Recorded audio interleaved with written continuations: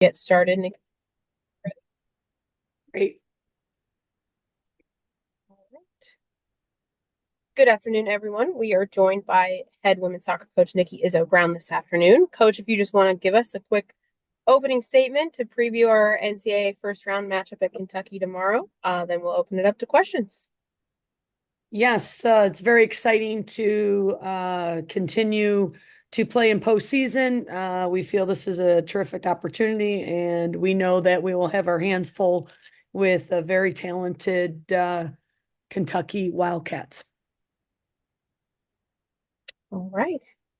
Go ahead and open up to questions. Just a reminder to please raise your hand when you are ready to ask. And we will begin with Ryan Decker. Hey, Coach, how are you? Good, Ryan. How you doing? I'm doing great, thanks. So, give us the scouting report, I guess, on Kentucky. How do they like to play, or are they similar to anyone, especially in Big 12 play that you all played against this year? Um, yeah, they're a very talented group. I think um they're going to have traits like a lot of different teams we've played. I don't know if I could stamp them and say, hey, they play like TCU, or hey, they play like Texas Tech or Baylor or Colorado, but I think they have very strong tendencies like a lot of those teams, and that's why they're in the position that they're in, and did so well this year. Obviously, they have a very talented group. Their goalkeeper, they're very stingy, giving up goals, and they're tough at home. So those are some obvious statistics, but it's going to be a really, really strong opponent that we will face, and just excited to see how we match up. Kevin Kinder, you can go ahead. Hey, Coach, how's it going? How are you? Oh, not bad. Good. Both teams coming off an early loss in their conference tournaments, kind of out of the ordinary, probably for both. Does that change motivation any? Does the added rest help you a little bit?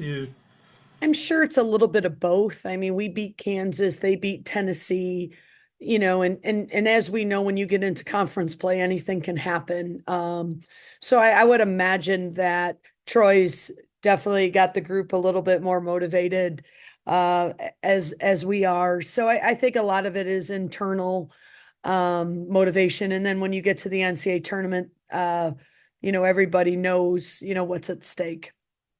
And I know you obviously you don't want this, but is it at least a little bit of an advantage? You get a little bit more rest?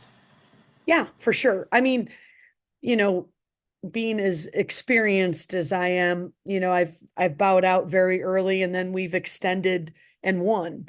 Many. So I think even the years that we've won, as exciting as it was, I think it does put you at sometimes a disadvantage in other ways, depending on what team you have. And that's the thing. People ask me that all the time, and I'm like, well, it kind of depends on the team you have, because sometimes, like we did 2 years ago, winning the tournament, it propelled us into the Virginia Tech game and we won. But in other years, it didn't help. So I do think the rest is never a bad thing, depending on what team you have. Going off of that, I have a question from Joe Procrato at West Virginia Metro News. He couldn't be on today, but he said, what has been the practice plan in the 13 days between games, and how have you manufactured competitive situations in practice to keep the team sharp? Yeah, that's probably the one thing too, Kevin. When you have too much time off and too much, and you kind of get out of um, your load schedule, and getting into a scenario with that, as much as you want to rest them, we also had to keep that intensity up of game stuff. So we've definitely tried to keep our load and game type rest recovery, but also get the kids the women able to facilitate the intensity of a game. So making sure that it's not too much rest, and we're losing a first step. So we've done scrimmages, we've done some intense opened up fields, done some things that would facilitate a game. Keep us sharp. Brian Decker, you can go ahead. So Kentucky started off the year 8-0. They jumped into the national rankings, and then it just seemed like they never got a strong footing in conference play. When looking at them, was there something that you kind of noticed led them to not being as sharp as the season went on, or is that just kind of how it goes once you get into conference play? It's hard sometimes to just keep momentum for an extended period of time. Well, and I also think when you get into conference play, everybody's scouting, everybody knows you.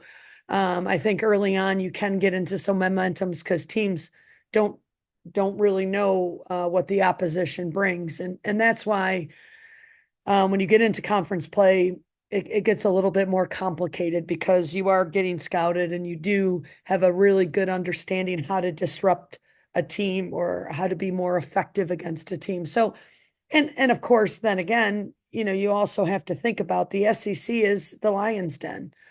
So, there's, in a power four, it's never easy to have the consistency, and that's what everybody's hunting.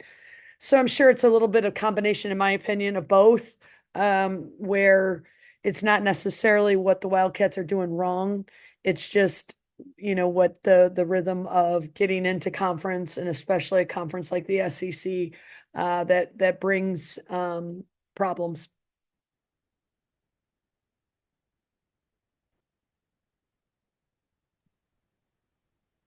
Any other questions for Coach? All right, we will go ahead and wrap it up there today.